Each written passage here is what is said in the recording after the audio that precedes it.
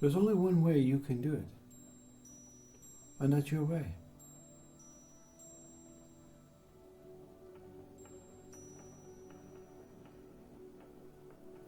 You can allow your mind to associate with Buddhism, Upanishads, Vedantas, atheism, Catholicism,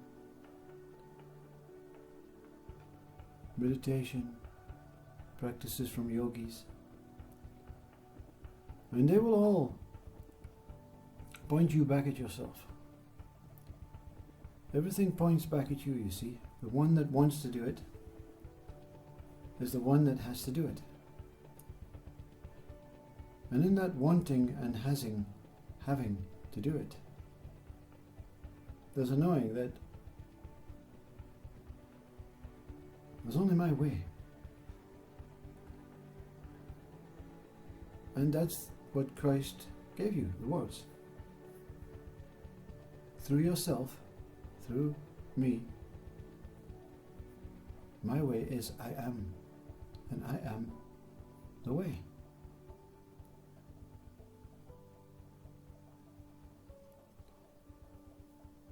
It's a totally deluded idea to think that anything in the projected world can truly open the door for you.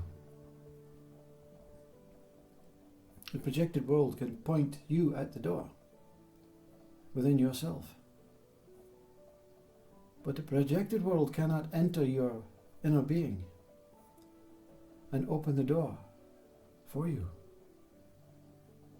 That has to be done by yourself.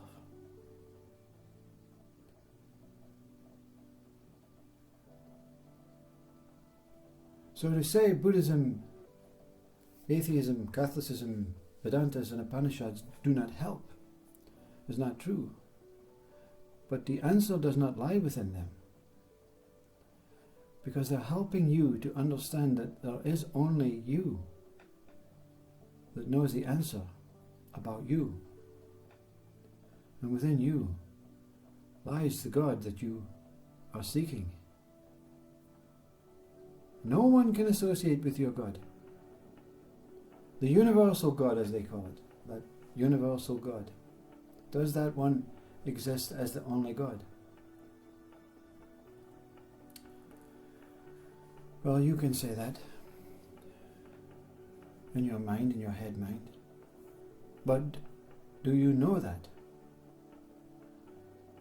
Have you discovered the God that will lead you to this universal God? How many gods? How many levels of consciousness? The Bhagavad Gita tells you about that many levels of consciousness. And to be perfectly honest with you, this speaker could not have opened the door without that Arjuna and Shiva Krishna meetings. Without that book or apparent book speaking volumes about what was already taking place within.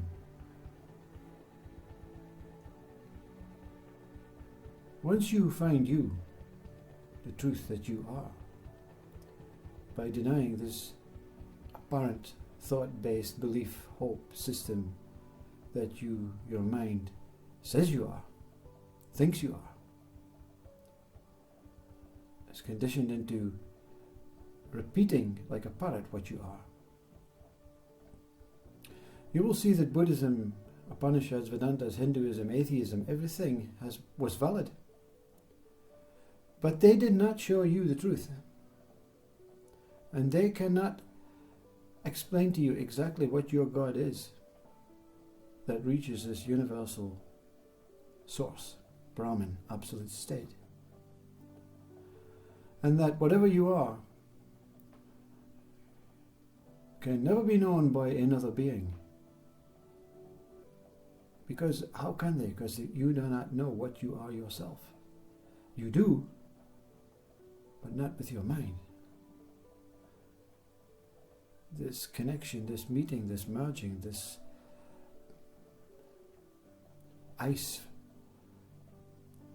melting with water. Has no description, but a sensation of melting, and bypassing all that ideas of states and forms and opposing values and measurements and words and identities.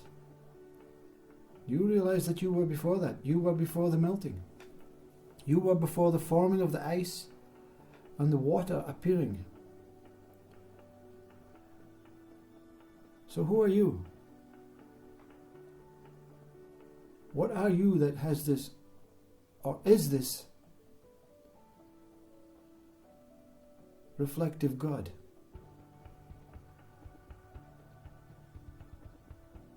You see, these words may be dirty by some. They may be some sort of blasphemy, but no one is denying that super source, God, state, Brahman, Vishnu, Shiva, consciousness, Father, Mother, existing state. No one is denying that. But what is able to reflect as that? Is it you in this human body, this mind, this headstrong thing that thinks it will die, thinks it was born, thinks there is a heaven or a paradise, thinks there is a imaginatory God? What are you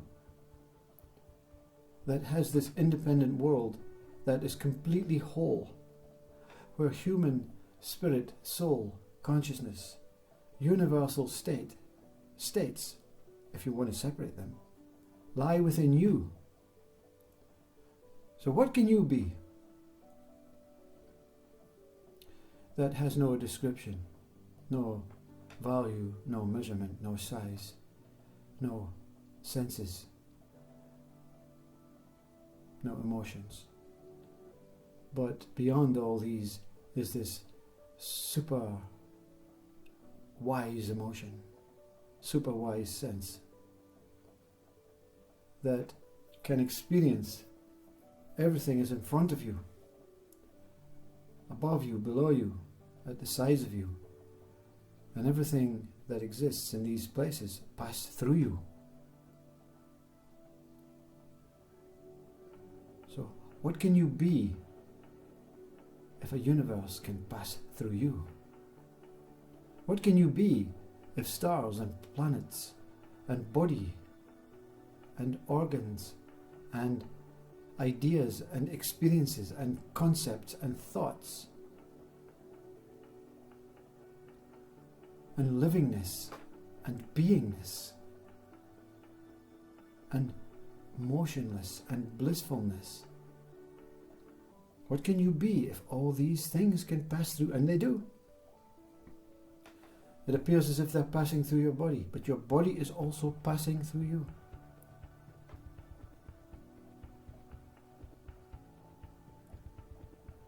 I mean, what to say? The imagination is not here to lie on your behalf. I imagine myself flying through the universe.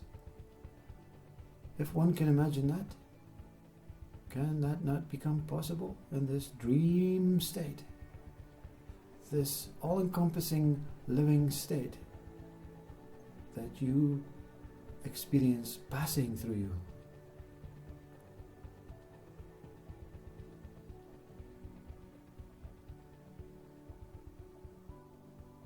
The body, in its last breath, passes away. But where does it pass? Where do you go? Your mind? Nothing to do with that, you see. The mind is showing you the door every day, every moment, every second. And it will continue to show the door even when the body passes. And then you'll say, oh, wow, look, I still exist. beyond what I thought I was, a soul, a spirit. Wow. Myself is much, much greater than mind informed me in this apparent reality state of human. My imagination did not lie. My fantasies did not lie. But remember, all of these are dreams, lucid imaginations from a mind. Even these words. Do you want to follow these words? When the speaker says ignore Buddhism, ignore Upanishads, ignore Vedantas, but not ignore the teachings. Ignore that they will reveal the answer. The answer lies within you. The teachings point you to you.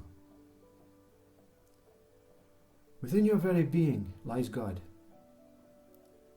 Can you not therefore be this God? And is this God the ultimate God? Is there something beyond consciousness? There is nothing of any value beyond consciousness except you. Beyond consciousness will not reveal the truth of what you are. So use this consciousness wisely. Use this body wisely.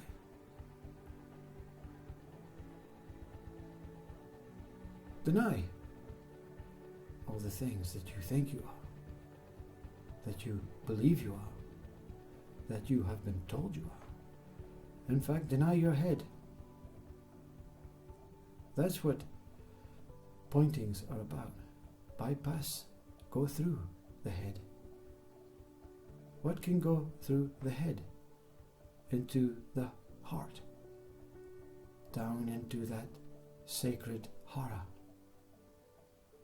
Into that umbilical reunion with your self. Or as the Hindus call it, Vishnu.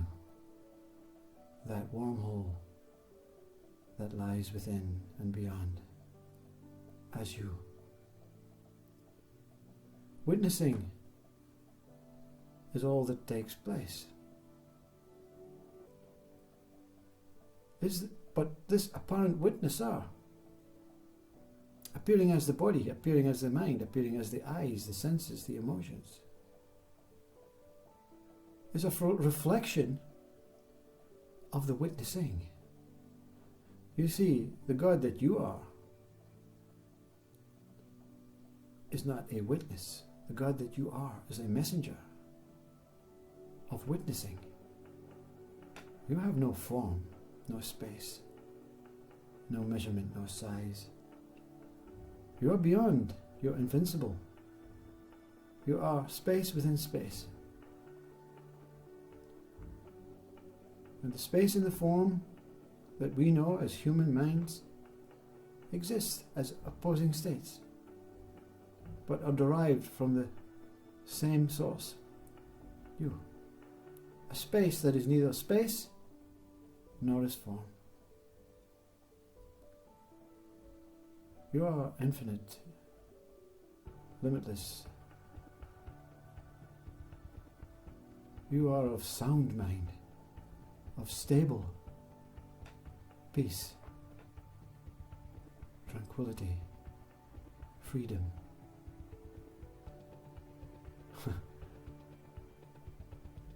What can find words to describe what I am?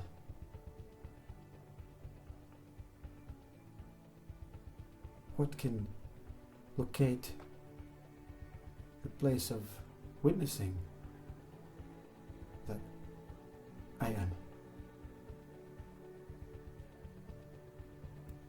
What can see this I am, this witnessing itself as I am?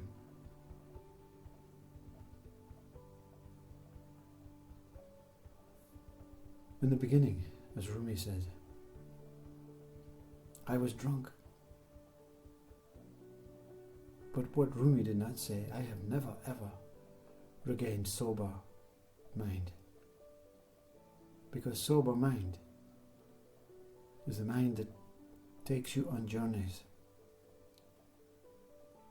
Remain that drunk driver in your body. And let the vessel, the vehicle, take you on a journey of no movement, no sound, no taste, no sight, no senses, no smell, no touching. And let it go beyond, so that the mind says, well, is it boring? And the beyond witnessing says, of course not. It's far more free and peaceful to recognize that I am neither of these states. But without these states, these emotions, these senses, I cannot know what I am, where I am, who I am, and where I see from, and as what.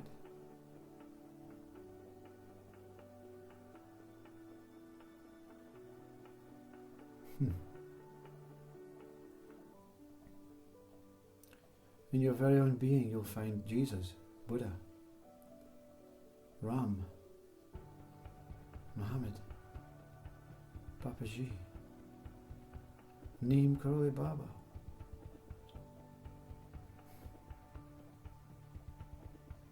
Ram Das. You'll find them all. In fact, you're inseparable. And that's that ultimate God, Source.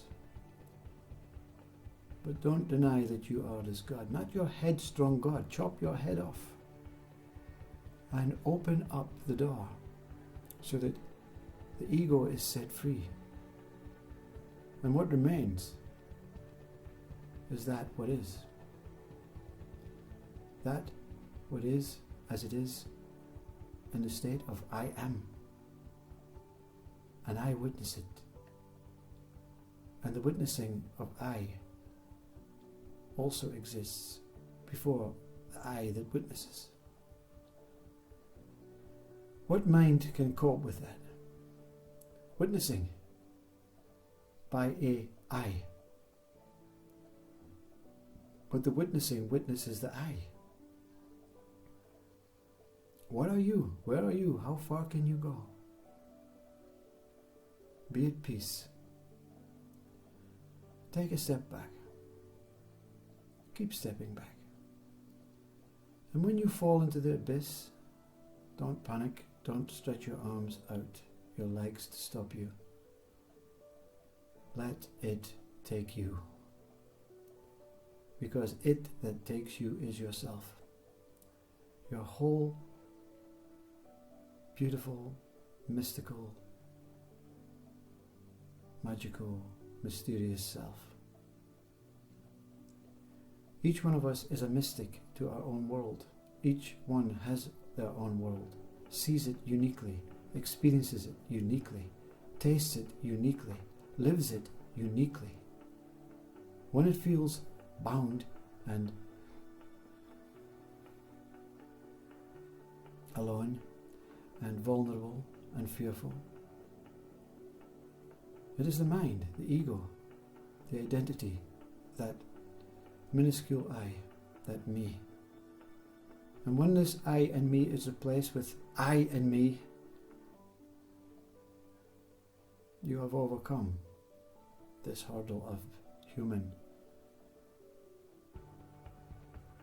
pure, prisoner state into the being that you are, into the freedom that you are.